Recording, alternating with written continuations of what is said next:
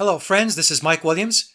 I get asked many times about what are the fictional passages in Memoirs, along with hearing the declarations by others that the book is complete fiction and should not be taken seriously. So I thought I would sit down and offer my perspective. Before we get started, this video is geared to those people who have read Memoirs. If you haven't read Memoirs, but feel compelled to comment or editorialize on the book, you are speaking from an uninformed position.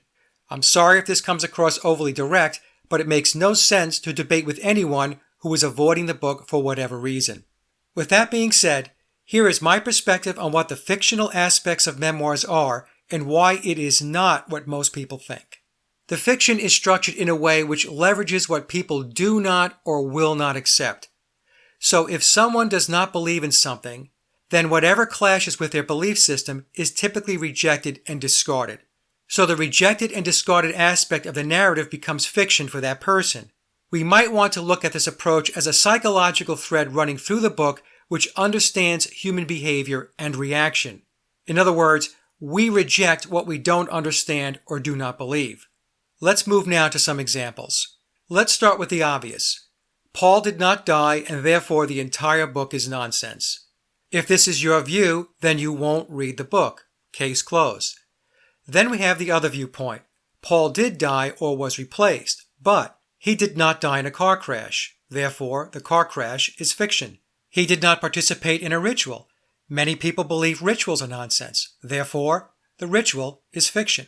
The Beatles were not immersed in the occult. Many reject the concept or reality of the occult, so the occult becomes fiction. The notion of secret societies, Freemasons and the Illuminati, or a controlling entity, the Pyramid of Power, is ridiculous to some people. It doesn't exist, so that premise becomes fiction. For many people, the use of doubles or lookalikes is a crazy concept. That becomes fiction. If you believe Aleister Crowley and his doctrines are wacky, or his influence is overstated, then the importance of Crowley's role regarding Billy and the Beatles becomes fiction.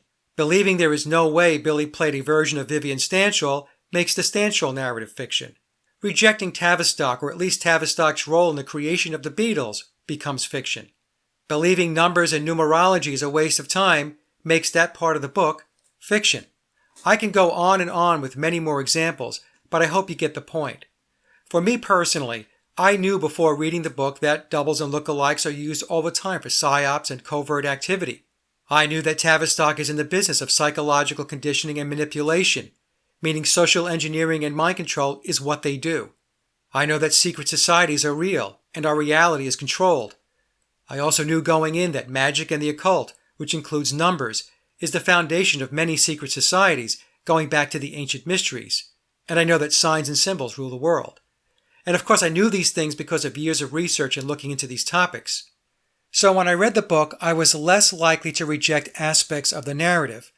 Not that I didn't have questions, but for the questions I did have, I went off and I did research. For example, I was not sold on the Stanshall-Ackroyd piece of the book. In fact, I knew nothing of Vivian Stanshall before I read Memoirs. So I thought, let's take a look into it. And I did. So, am I saying you must simply accept everything in the book as true, or run with everything I have presented? No. What I'm saying is, read the book and do your own research and come to your own conclusions. It's also important, in my opinion, not to toss the entire narrative out because of something in the book you do not agree with or believe. In other words, don't throw the baby out with the bathwater. Because you believe something in the book is not true, does not mean everything in the book is false.